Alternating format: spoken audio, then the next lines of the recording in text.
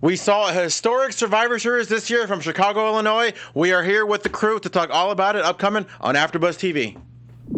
I'm Maria Menounos, and you're tuned in to AfterBuzz TV, the ESPN of TV talk. Now, Buzz.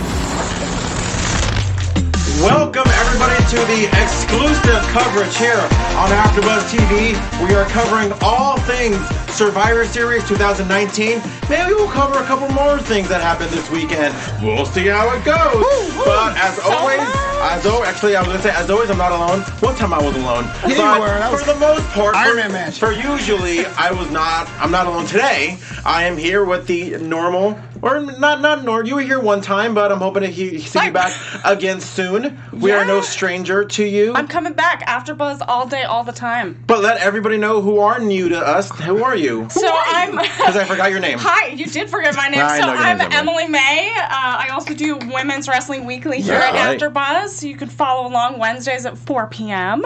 And probably more AfterBuzz content and more wrestling content definitely coming down the line. Content is queen. And who are you? Mr. Content Queen. Welcome back to Boy Flow Pizza, Flobo Boyce, Raw after show, NXT after show, whenever you guys need me, I'm the utility player. The first ever AfterBuzz TV Triple Crown winner. With all respect to Steve Kaufman, doing NXT, SmackDown, and Raw in the same week. All right. Well, I might be your number one contender soon. Oh, snap. Oh. Triple Crown winners in the booth. And I am George Hermoza. I am not a Triple Crown winner. I've just been here forever. My man. But yeah, just about that is Emily from WPW Weekly Wrestling Pro. Oh, do you want? What's WPW mean? Women's Wrestling Weekly. It used to be Women's Pro Wrestling Weekly. Okay, so I was like, isn't the W in the week? Okay, anyways. But we're talking all about Survivor Series 2019.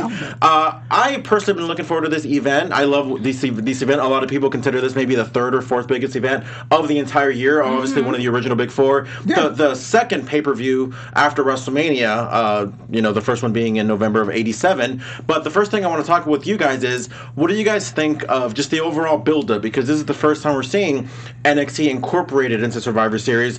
We normally see Raw versus SmackDown, the battle for brand supremacy. Obviously, last year was here in LA. Raw cleaned up, but now we're seeing the inclusion of NXT. Sure. What were your initial thoughts of when you heard there was going to be versus NXT added on to this event? Emily? So I think that this was a really smart move for the creative team of the NXT brand and then also the Raw and SmackDown brand, because you're bringing the trifecta of wrestling talent together. Trifecta. And it's highlighting NXT talent in a way that is leading up to WrestleMania and going into 2020. And what I think is important to also know, just from an operations perspective, that the way I was thinking about it is they're building an audience for Wednesday nights. So they're bringing NXT talent in onto a larger scale in this, Survivor Series in order to show, like, hey, our talent is the best of the best. I will be the first to say, and I said this a couple weeks ago on when I guested on the Raw after show, is that I still think that NXT is the not a third brand, more of still just a upper scale developmental. But I will say that them being included tonight makes them one step closer to being a full-fledged on equal level as Raw or SmackDown. I mean, I think this was proof that they're more than a developmental brand. That's my thought. What do you think? Yeah, they did kind of carry the weekend with War Games and Survivor Series, but did you answer your question about the build? I was a little bit worried. I know at first the Saudi show caused the original attack, maybe pumped up a bit early. It seemed that everything was pretty much siloed. NXT's here, and they're on Raw, they're on SmackDown. I think this week, specifically with NXT on Wednesday and SmackDown this Friday, we finally got that giant Avengers splash panel, different brands fighting together, which sold it for me. Because I historically, I'm not a fan of Survivor Series as a conceit and concept, but I was on board from Wednesday night on tonight. It kind of makes you think about it, too, because of that accidental SmackDown that we saw a few weeks ago with most of the roster being in Saudi Arabia, them having to bring up the NXT roster so soon, and how great and phenomenal that episode of SmackDown was, with them now pretty much the go-home episodes of Raw, NXT, and SmackDown were just kick ass. For example, NXT beating AEW for the first time since that whole Wednesday Night War started. Well, and sometimes the best moments happen when you have to throw everything out the window and start over and just kind of fly by the seat of your pants and just say, all right, we're going to do this. Everyone kind of bands together and works together to make the best moment and best storytelling for everyone. That's deep. I mean, it kind of makes you think, too, like what the original plan was. Yeah. Had it not been for maybe that Saudi Arabia debacle. Good point. That's a good point. I think it was a little bit early. I think they would have totally waited a week to do it because TLC is 3 weeks away, and they shot the promos tonight, but there was no build for TLC. So the invasion would have happened a little bit later. Correct. I think so. The NXT invasion, but and it wouldn't be as drastic. You might have like, oh my gosh, here's this bit era with this dust stuff, not like actual matches and super card type matchups with Adam Cole defending the NXT title on SmackDown. And and I love the build, the last few weeks because you didn't know who was going to show up. So the mystery and like it made people want to tune in. So what's next for kind of this thing? Do we still want to see this kind of open door policy with NXT, or is it kind of back to normal as far as brand exclusivity? And do you see NXT becoming, part of the main roster pay-per-views, whether it's WrestleMania or even Backlash, upcoming? Like, do we want to see more NXT on the pay-per-view, or do you like it that they have their own events like a takeover? Oh, well, they should definitely keep takeovers. Oh, keep takeovers. That's like, takeovers are like some of the best wrestling shows because all we're not year. seeing Takeover at Royal Rumble weekend. No, we're not. We're getting Worlds Collide instead. But we are seeing Takeover in Portland in February. Correct. I think takeovers should stay the way they are. Maybe have NXT title defenses at WrestleMania, the whole showcase of the Immortals thing. If you're asking about Survivor Series, personally, I like the idea of having 3 brands evolve, but I'm still not sold on the brand supremacy conceit. If anything, I'd rather have this become a mystery card. Have like your super card, like the giant matchups you wouldn't see anywhere. Yeah. But before I get into the actual matches, you don't think is maybe, for me, when I first saw it on paper, it was too much. 5 on 5 on 5. Like you had, the women's match, the men's match, like a lot of triple threat matches. Like I'm not a big fan of triple threat matches as it is, but seeing a whole event surrounded on pretty much 5 or 6 triple threat matches. That's my point. Why not next year have a Team Ciampa versus Team Roman Reigns, and then you get the guys from all 3 brands, or ladies from all 3 brands, and then you get the same idea across without having the whole, I guess we're doing this formality thing now. Yeah. Interesting. We'll have to rethink that structure. Yeah, we'll see how it is in 1 year's time when it's maybe another. Who knows? Maybe we'll see Raw versus SmackDown versus NXT UK. Yeah. Who knows? It's going to be whatever. We'll see. I want to start off with the actual main event of the evening. I was a little surprised when I saw that this was going to main event the show. Not that they don't deserve it. They very much so, and I'm happy for Shayna Baszler. But what did you guys think of this match being on last, above the men's Survivor Series match, above the women's, above the championship matches? Like we saw Becky versus Bayley versus Shayna. Yeah. I mean, I loved it. Yeah. I think women should headline events more often, and I think when you look at the structure of the show and the arc that they were trying to build, I feel like that was the best match to go at that time. Because you have the champions of the champions there, and you have Bayley fight, like she did this big heel turn, so she has all this whole new character arc, and she is fighting and just really kind of, you could see her desperation as she's trying to go against these other ladies who are just as amazing as her. Yeah, I mean, if you think about it, of all the cross-brand of storylines, this is the one with the actual full-edged arc. Having Baszler and Bayley fight week in and week out, other things were kind of thrown together, so it makes sense. I think Chicago was not prepared for that, and the match suffered because of it. The match was great, but the crowd was kind of like, oh, this is last? We just saw, okay, cool, we're rocking with it. Do you think they were tired after, like, seeing all of the other elimination matches? Tired is one thing, but that men's match took a lot out because we'll get into it. But there were so many frustrating moments in that match from Walter to Keith Lee that I was like, when it was done, it was like, okay, that was a ride. I'm cool with this ride. Oh wait, we still have one more match after this. I know some of the chat room. We have External Shockwave was expecting Ronda Rousey to return. Did you guys think that she was going to come back? We know that the last time we saw her was at Mania getting pinned by Becky Lynch. Now, obviously, that friendship with Shayna Baszler, like, you didn't think at all she was going to come back. This was the right time for her. No, I feel like, you've heard her talk in the news about kind of her kind of life and where she's at this point. And so I feel like it wouldn't have fit the moment. Yeah, it would be fair for Ronda Rousey. Look, the Survivor Series is one of those pay-per-views that we all love because we're all hardcore wrestling fans, but trying to sell this to someone who's a new subscriber who got the network for free, right? You got 3 brands going on all these matches and this House of Fans and Ronda Rousey coming on. It might be too much. It might be this way a waste of a... We always saw some talent wasted today we'll get into. I think it wouldn't be a perfect opportunity. Plus, it looked like this night was pretty much all about NXT. Like you said, it was about making sure that they are relevant. You know, they're on regular TV now. This isn't some network exclusive show. They're on Wednesday nights live every week. NXT. Let's let everybody know just the very best that they have, and this was kind of it. I think like Ronda showing up, whether or not people predicted it or not, kind of would have taken away from that. Absolutely. I think so too. Agree. But you mentioned it, the men's Survivor Series. I only was going to bring up this a little bit later, but not kind of know what you think about it because you talked about there's a lot of chatter about Walter. You mentioned a lot of frustration with Keith Lee. Right. I don't see that. I think Keith Lee was a mega star made today. Definitely. But yeah, it was Team Raw, Team SmackDown, obviously. We had Seth Rollins, Drew McIntyre, Kevin Owens. A lot of people thought that he was going to go back and forth with him in NXT. Randy Orton, Ricochet against Roman Reigns, Braun Strowman, King Corbin, and the Ali G Show. I'm just going to shorten it up to the Ali G Show.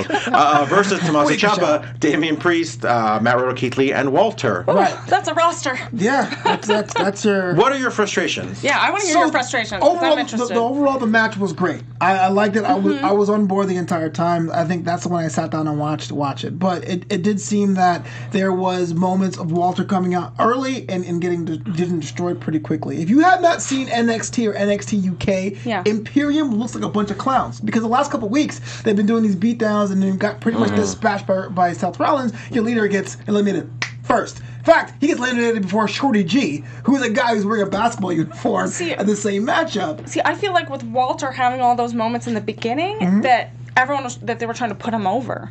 And so they were trying to find those, like, build those little micro moments where, like, you're putting him over even though he's kind of by himself. I agree with you. This match was a bunch of micro moments. A lot of them kind of, like, went like bad beats to the Chicago crowd. Roman Reigns was fantastic in his performance, but the crowd was not into the fact. Or even Seth Rollins, for that matter. They were booing the guy who's supposed to be the top face of the Raw brand. Is he not? Well, it was interesting because the audience, I felt like, so here you have all of the best athletes, and it's a mixed crowd reaction where you, like you said, you have people booing for people that, like, they might not usually boo, and cheering for people that they are, like, getting behind. And so it was kind of like an interesting moment to watch where you're like, you're not sure what story they're trying to build here. Right. I want to talk about Keith Lee for a second because he is, and I will be the first to say, I'm not a fan. Like I love everybody. I respect everybody. I didn't see what the big deal about Keith Lee was when he first got signed. I'm like, oh, they're just signing him because he's an indie guy and they don't want, whatever. They're just signing everybody, right? And even when his first couple matches, I'm like, oh, just Keith Lee, whatever. But obviously his match with Dominic Dijakovic,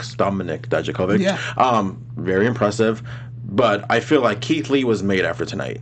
Oh, yeah. Well, so I agree with you a lot because we've talked about this on NXT before, that, Keith Lee I wasn't completely on board with. Yeah. Like, it took me a while to warm up to him. And tonight, I'm totally on board, and I'm, like, on the Keith Lee train.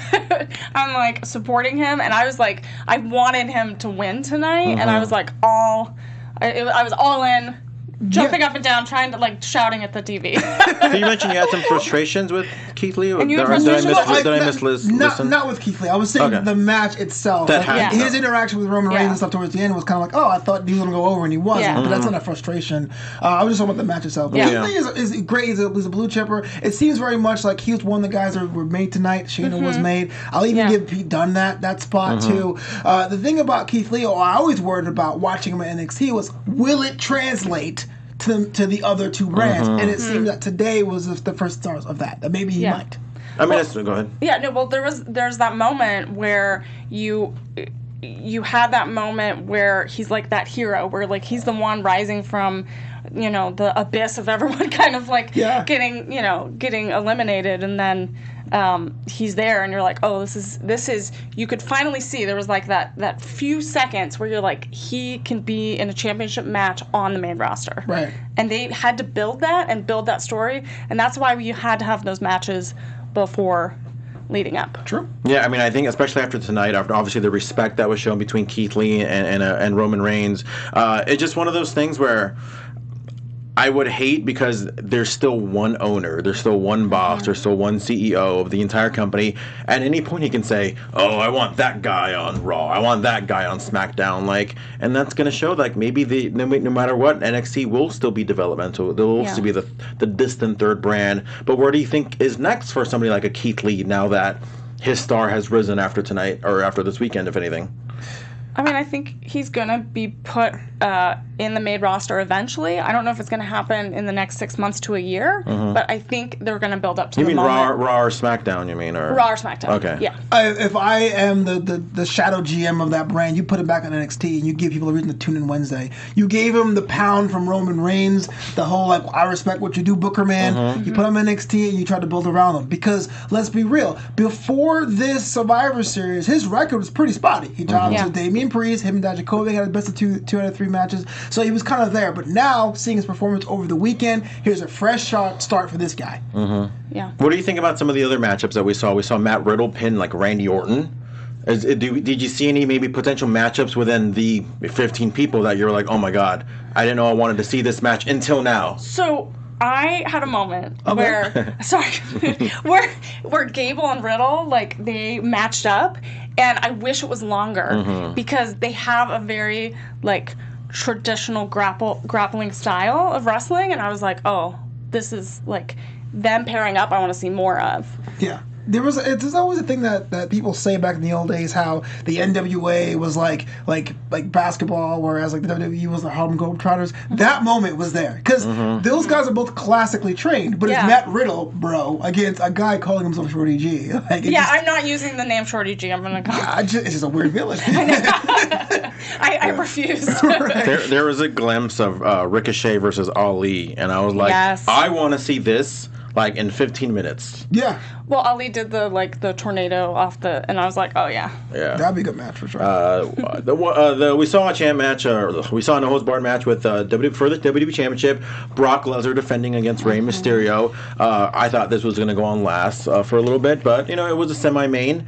What do we think of this match? We saw no-holds-barred. We knew this wasn't going to be a straight wrestling match. We knew that Rey Mysterio, I didn't think he was going to win at all, but we all just kind of wanted to see how it played out. What did you guys think of this one when you saw Dominic come out? Okay, I got teary-eyed. Really? Because I find that it's this multi-generational story that they're telling, and you could tell that Dominic's so proud, and I know he's been training really hard, and to see him have those moments is just really inspiring, and I think there's going to be more down the line, but it built this father-son dynamic and the story that's that's authentic, and we don't have many of those moments, and so to have that here, I think was a good timing in the arc of the show. Oh, for sure. And I hate to say it because I feel like I'm going against what I believe, but this performance tonight and Brock's performance at the Royal Rumble against Finn Balor proves 2 things. 1, Brock is really good at selling. And 2, he's really good at working with smaller talent. Yeah, I agree. I was always like, well, really? Because I felt like him in his machine days in the mid-2000s was something you would visually look at. Granted, old Brock can still beat my butt, kick my ass, but it just felt like, hey, man, he's been drinking a couple beers. I only know old man Brock who skips leg day is going to do anything. But this match, I'm telling you, told a great story. You know what I mean? There was a really good timing, and Brock Lesnar was good about giving that time to Rey Mysterio and just letting him have that moment, and that's hard because everyone's watching him too. Yeah. I completely relate to everything that you said about not to get teary-eyed, but you can tell a little emotional because this is a father and son. Listening to Rey Mysterio in interviews, he mentioned one of his dreams is to team with his son. And imagine being on that big platform because at the end of the day, they're all performers, they're all entertainers. So being able to have that platform to go on with your son, I would love to have that opportunity. It's an incredible opportunity. Yeah. I think based on just the whole double 619, I was like. Man, imagine, I can only see it now as, just that image of the double 619, that's like such a bonding image. That's like, the moment that got me because I was Really? like, yeah, of course they have to do that move. feels like getting it right now. I know, sorry guys. I just, it's a lot. So I like that moment. I hope we see more of that at some point. Hopefully, maybe they'll have some kind of cool moment at WrestleMania. I think that'd be pretty cool. I want you here, so maybe you get emotional when that happens as well. I don't have these feelings, Do you want guys. that? I'll go away from the mic if I sob. Another championship match we saw, we'll kind of see in a red light, was The Fiend, Bray Wyatt, defending his this new blue Universal Championship with against Daniel Bryan. Yeah. First thing I want to ask is, what do you think of the blue title? I guess it makes sense with SmackDown, but then it raises some more questions about why the new IC title is in a black strap if you're making everything blue. But the magic trick thing I could have done without. I'd rather have it presented instead of being like, presto changeo, here's a new title. Do you think there's too many titles? I know a lot of purists say they are, but if you really want to tell me that Raw and SmackDown are separate enterprises, then I think you're fine. I wouldn't add any more, but yeah, I think we're pretty much good. But yeah, overall, you're like, let's keep it. Yeah, but like at a paper like this, and you're with a casual fan, you go, "Oh, that's the NXT UK Women's Champion." It's like, oh my goodness, like what is that? I think that's a good point. When you keep them separate, I think it's fine. But when you have like the Universal Champion teaming with the WWE Champion, like we saw earlier, it's with Kofi and Seth Rollins teaming up. Right. It's like, how do I know who's supposed to be number one? Right. When you have the United States Champion teaming with the Intercontinental Champion, like so what's the secondary? Does that mean one of them's not as secondary? What's the hierarchy of the titles? U.S. is just as big as two different continents. But what did you guys think of this match? I mean, obviously, I thought it told a great story. There's a lot of history there dating back to Royal Rumble 2014. It feels like this was a continuation, but obviously we saw this new Fiend Bray Wyatt that just maybe doesn't take damage. You had comments, right? It told a lot better story than I thought it was. And Daniel Bryan, to his credit, was amazing. I was invested. Even though I didn't think he was going to win, I was on board. But you got to tell me a different story than The Fiend being Jason Goes to Hell. Like, you can't just have someone beat him up and go, I'm up. Like, I am. At least The Undertaker would do old school every once in a while. Like, he's got to give me something more for me to be invested in The Fiend. And I'm not sure if it's a question for now or the next pay-per-view. Yeah. I mean, I feel like they keep telling the same story because they don't know what to do with The Fiend. And I think they're still figuring it out. I love Daniel Bryan, but I feel like it might not have been the best match. Especially because, like, you look at that match with Hell in a Cell with Seth Rollins, and how many curb stomps he took. Yeah. And so it's like, if you just kicked out of, like, 11 curb stomps, like, how do you... At some point, he can't be champion forever. You gotta roll him up. You know what I mean? But so, I mean, is it even fair to even think about that? Or some of the fact that Bray Wyatt has only been champion for about a month, like, that should be something that we shouldn't even be thinking about anytime soon. It's a kind of a double-edged sword because you have a champion that's too beatable. We complain. How is this person losing every non-title match and then winning at pay-per-view? Yeah. Right, but then you have someone who's like so OP. It's like, well, we asked for this, but now we're in a corner now because anyone who has any chance of going after Bray has to be built up over months now. Yeah. Otherwise, you're not going to believe it. Well, you have to build that story, and if he's supposed to be this like ethereal, like demon, is he though? Underworld? I don't know. Underworld that carries his head as a lantern. I don't know. Yeah, good point. But like he has, and again, he does those like Undertaker moves where he just like is indestructible and like gets up and does that. They had the moment in the match where he's behind Daniel Bryan. He just like stands up and he has that creepy like stalker Michael Myers, look. He's gonna take him down. But I think they have to figure out exactly, because if every match that he's going against someone is the same thing, it's not gonna keep fans and here's watching. what I worry: if you keep doing that, there'll be a Kofi Kingston situation. He'll drop the title and disappear. Because then how you come back from that, right? And he's doing so much digital. He's doing such great digital content and such great storytelling. When he's not having a match, so they need to like build on that and then continue that in the ring. Friend to AfterBuzz, Dylan Matthews says that the Fiend needs to go on a year or two Universal title streak. Do you think they can maintain a long reign for the Fiend? Oh yeah, because if you're playing it right, he's not going to be wrestling on every single pay-per-view. You can take him off the shows and build other people around. The question is, can you keep him still a draw 6 months, 9 months on the line? How many Firefly Funhouses can we see until we go, okay, what's next. Seeing them, yeah. You know, with Daniel Bryan, to his credit, maybe I was walking into it a bit jaded, but it really was a good angle with their storyline being like, no, I am crazy like you because I've been through this mental thing. There's not many people on the roster that can do that. You put him with Roman Reigns, it isn't the same thing. You put him with Baron Corbin, if Baron turned face for some reason, it wouldn't be the same thing. You know. I do want to talk about, for the first time, we saw the NXT Championship get defended at one of these big 4 pay-per-views. We saw Adam Cole defend against Pete Dunne. Now, I do want to talk a little bit about War Games because this was a fallout from the War Games match. We saw Pete Dunne win a triple threat match with Damian Priest and Killian Dane. And we saw Adam Cole Oh my gosh. Go through, oh my god, like brutal War Games match, and obviously that end spot. I don't even know how he wrestled. I don't know. He made everyone have a heart attack. Oh yeah, for sure. He had a ladder match on Wednesday, and he wrestled tag match on Friday. That 8-man tag on Friday. Yeah, he needs like the biggest bonus ever because he just keeps going through things. Absolutely. Yeah, the match proved that Adam Cole is money. Whether you like him or not, he not only is a fantastic wrestler and a talker, looks like the champ, is a workhorse, right? Be able to do things like with Pete Dunne. Otherwise, you could tell he's going to be a made man. Maybe not quite tonight, but him winning that triple threat match was a sign going, we're going to put you on that stage tomorrow to put you on the big stage because we have faith in you. It's that stepping stone for Pete Dunne to just show everyone like, hey, I can go against a champion. I felt like this match at Survivor Series was a really good example of how everyone was playing to their injuries. Like, Adam Cole went through, went over, just flew through the air and went through those tables. Yeah. And, he, everyone was terrified. And, I can't even imagine.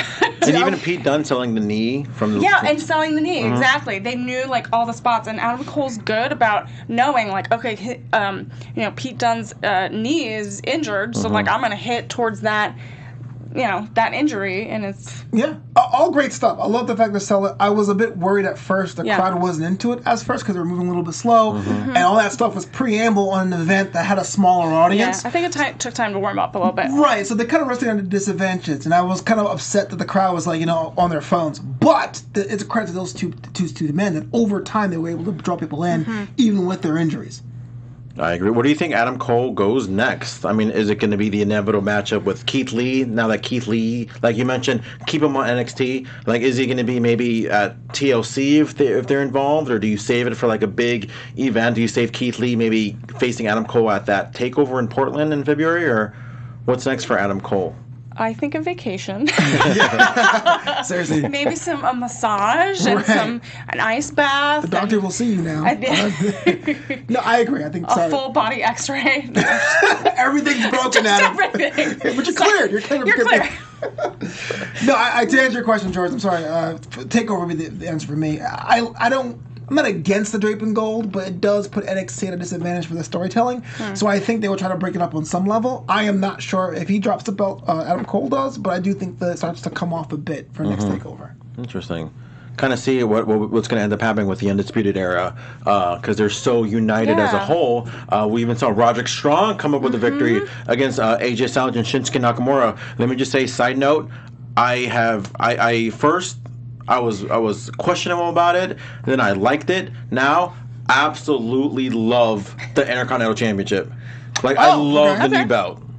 You mean the look of it? The look of it. Okay. I love the new belt. So it didn't look good on the graphics, when they published it, but when you saw it, you're like, oh, okay. Yeah, now I saw it, because first, as an old school fan, a guy that grew up watching 80s and 90s wrestling, I love that old school, the winged eagle, the tag team belt, and so the initial shock, I was like, oh, it's not going to be there anymore. But then once I actually saw the belt, I'm like, oh my god, and saw Nakamura, somebody actually wear it. Yeah. Oh my god, this belt is gorgeous. It always looks better in person. True. But that's to your point. It goes back to what I was saying earlier about separate organizations. If SmackDown is a separate, siloed organization, I love it.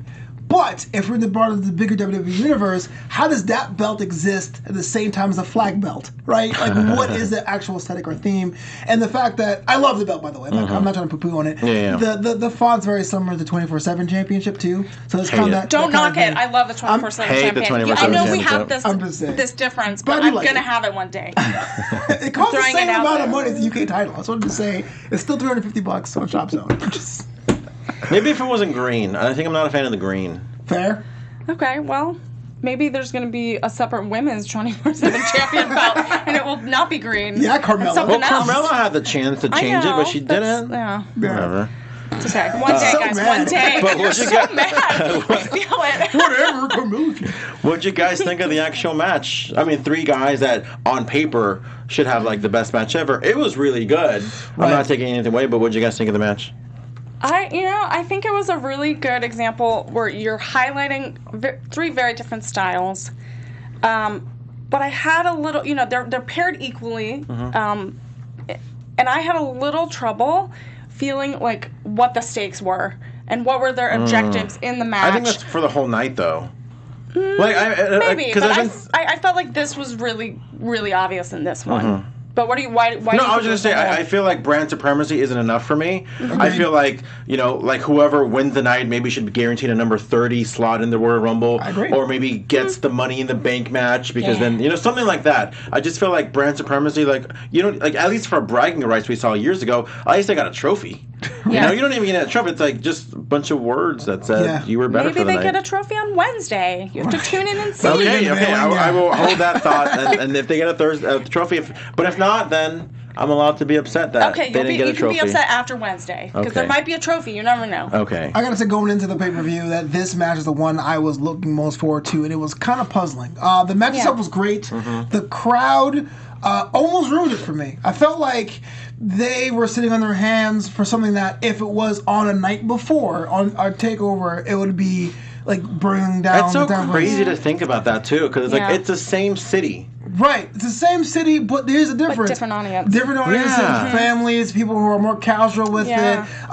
You haven't told me why I should care about Roderick Strong, even on NXT, to be honest with you. But even on the main roster, AJ's been with the club, but he hasn't had a good win-loss record. And Shinsuke's been pretty much invisible, if not for Sami Zayn. So even though I love the 3 guys, if I'm a casual fan, like, where's my beer? Like, these guys were like, random dudes. It's unfortunate because they're like the super athletes and they're doing amazing things in the ring, but I did feel like it was a little slow, and that might have been because the audience reaction, like I could feel that energy was just not there. Right. And like and when you're in the ring, like you feed off the audience.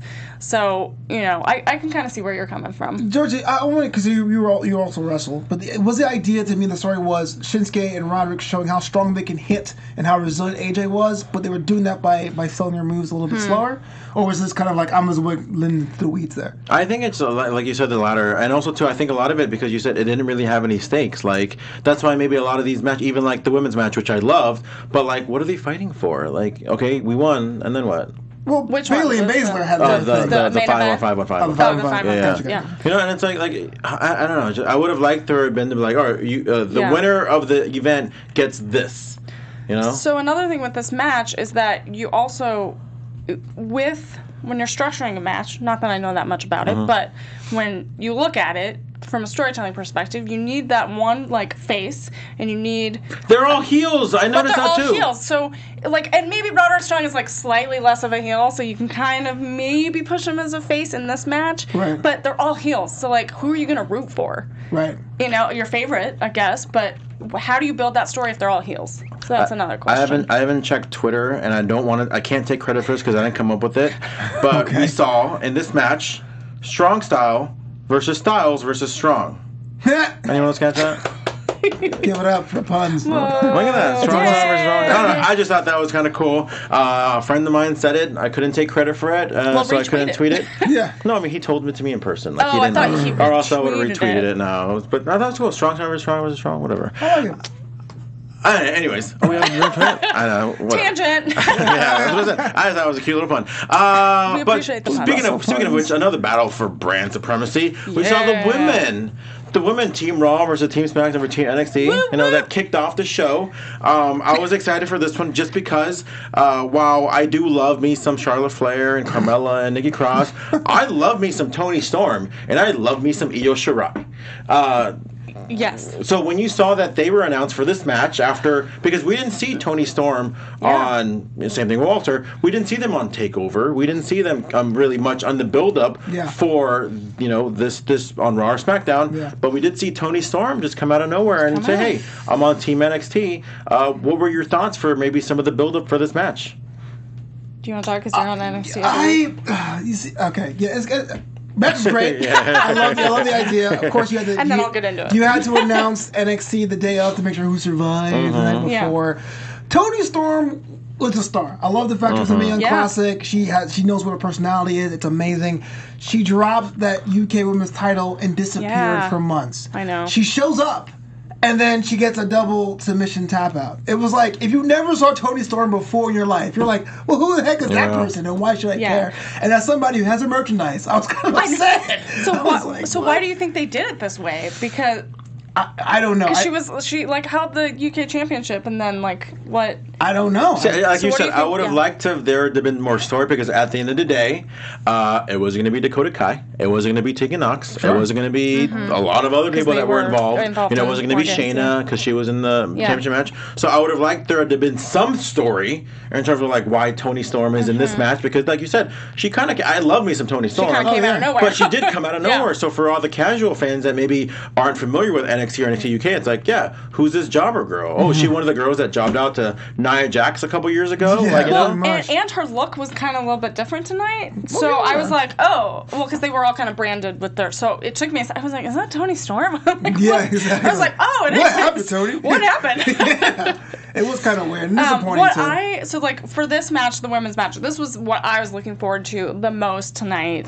I think, even though we had 5 women from each brand, they all were able to elevate each other.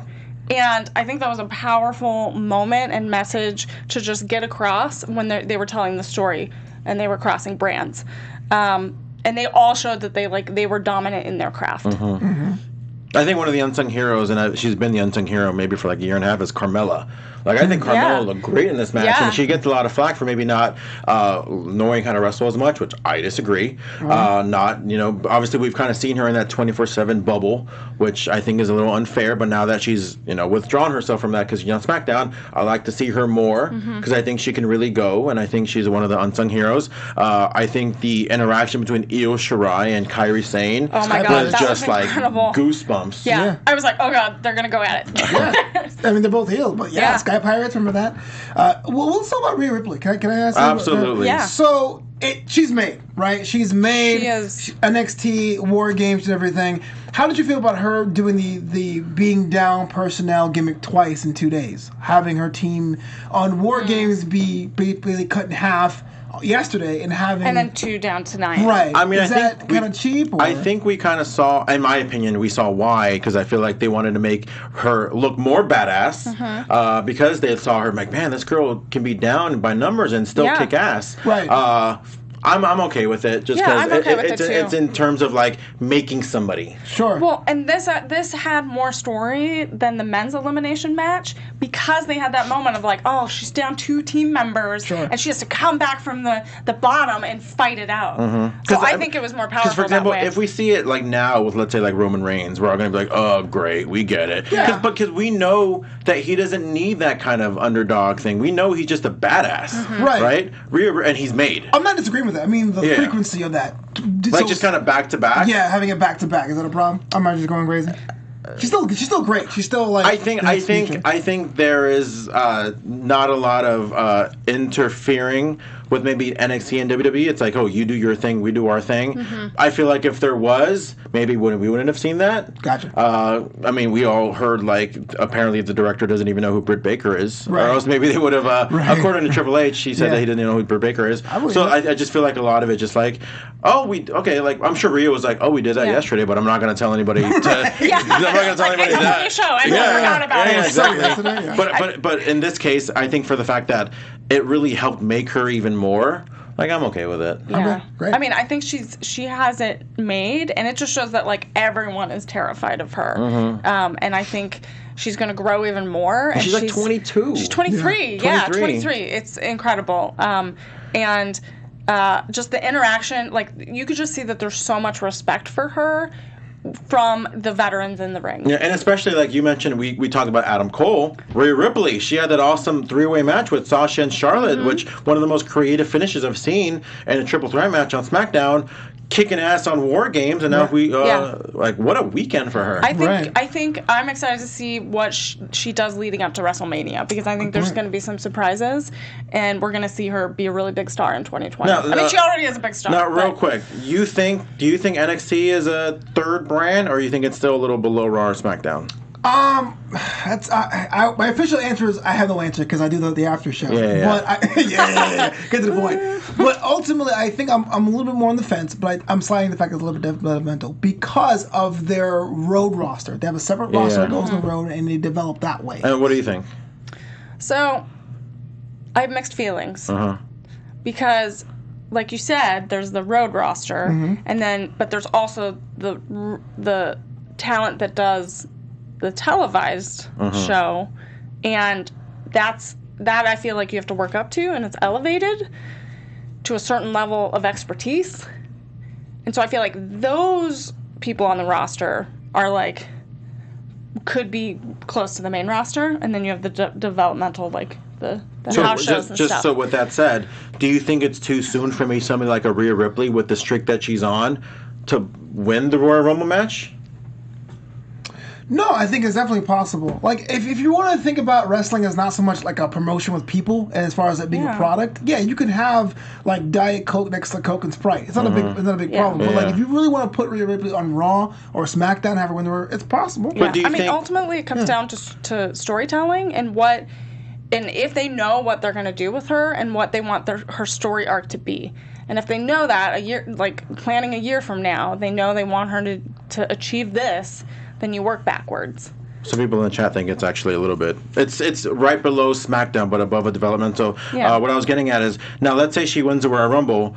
What title does she challenge for? Because I feel like if she challenges for, it's this double-edged sword of, if she challenges for the NXT Women's Championship, it's like, but you can challenge for the other one. But if you challenge for the other one, it's like, well, don't forget NXT is still kind of, it's one of those, like...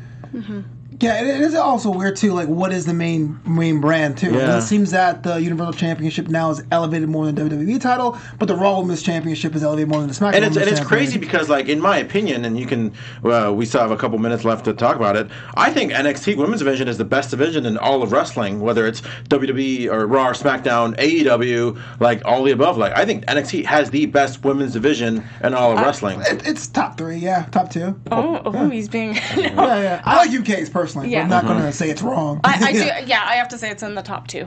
Well, who's the other side? You think NXT UK? I like UK's. I like the division. Yeah. Well, if it's top 2, then who's the other one? I don't know. I can't say. TBD. TBD. No, I do agree that they are the best talent, and I love them all.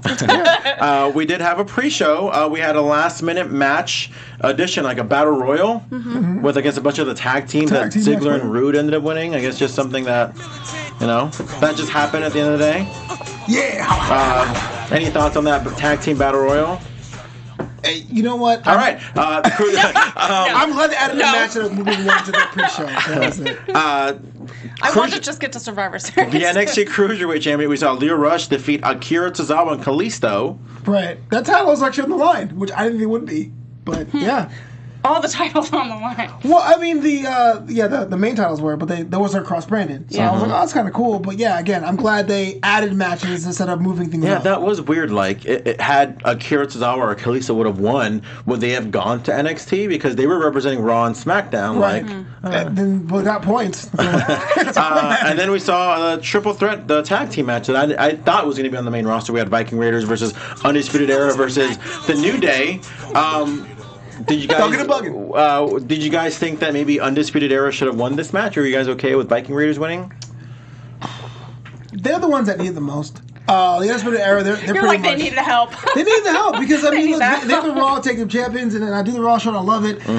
They've squashed people that aren't even on the roster. Yeah. They got the titles, and their division's pretty much uneven. So if anyone needs a win on a big stage, it's them. New Day, they're pretty much good. Undisputed Era is pretty much good. I will say this, I predicted New Day to win, so I have a pool, and I'm totally losing that one. But I'm so glad they won. Your $500 is Yeah, gone. exactly, man. So I'll be doing all the AfterBuzz shows from now on. So I can pretty much guarantee, I mean, in my head, I already know who you guys are going to say. Who is your MVP for the event, both for men and women? And I don't mean Montel Vontavious Porter. He follows me on Twitter. Who is the most valuable player for SmackDown for both men and women? Go first, Emily. Wait, you mean for Survivor Series? Yeah. I was like, SmackDown. Yeah. Did I say SmackDown? We could, yeah. For Raw, SmackDown, and NXT is what I meant to say. All of them. Okay. Yeah. Oh gosh. Okay.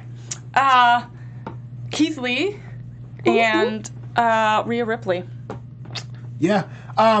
The obvious answer would be Ripley and Cole, but I'm going to give it to Pete Dunne, only because of his match was pretty much thrown together. Both of them were. He shows a different style for a whole new audience. I think he's showing that British style, like the chain wrestling, the grappling, and everything, and he's still so young.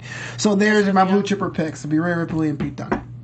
It should be an exciting time. Obviously, the weekend isn't over. We're still going to have Monday Night Raw from Chicago. Yeah. We're going to see what kind of crowd that is. I mean, let's see if they're burnt out after the 4th day of pro wrestling. So much wrestling. That is a lot of wrestling. I mean, and it's funny, too, because Chicago, that's host to AEW on Wednesday. Yeah, Right. they're going to be there. And So that's interesting. They just had Bound for Glory like a couple weeks ago. weeks So it's ago, like, yeah. man, that's a lot of, good for Chicago. Is it always Chicago, or is that Rosemont, Illinois? I think they're all over. Yeah, Rosemont, and then AEW was in the Sears Center. I mean, I don't know. I mean, good for Chicago. Hopefully, LA gets that kind of I know. treatment Bring the love sometime to soon. LA. Who wants to go to Chicago in November? It's too cold. I don't know. We'll see. Well, thank you for joining. Yeah, thanks Everybody, for having thank you for us. everybody in the crowd. Don't worry, I saw all your thing. External Shockwave, you're always a delight to hear. Delight. Jonas Tiger, Joseph Boza. Boza. Everybody in the house. Dylan Matthews, what up? Aussie. Hey, Dylan. Flobito, where can people find you on social media? That's right. You can find me on Twitter at Flobo Boyce, on Instagram at Flobito, and of course, Flobito.com. Emily? All right, you guys, you can find me at Emily Mae Heller, MAE, on Twitter and Instagram. And let's continue to chat wrestling and everything. You can follow me at Hermoza, GHERMOZA. Thank you, everybody, for being here. Don't forget to comment down below. Thank you for everybody in the chat. We'll see you at TLC Tables, Ladders, and Chairs. Our founder, Keven Undergaro, and me, Maria Menounos, would like to thank you for tuning in to AfterBuzz TV. Remember, we're not just the first, we're the biggest in the world, and we're the only destination for all your favorite TV shows. Whatever you crave, we've got it. So go to AfterBuzzTV.com and check out our lineup. Buzz you later. The views expressed herein are those of the hosts only and do not necessarily reflect the views of AfterBuzz TV or its owners or principals.